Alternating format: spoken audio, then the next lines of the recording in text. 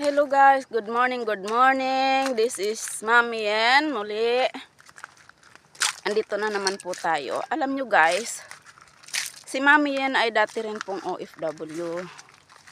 Matagal na panahong hindi ako nakakapaglakad dito sa aming lugar sa mga ganitong pagkakataon. Ang daming nasayang na na panahon na hindi ko nalasap ang ganitong kasarap na na pakiramdam sa buhay.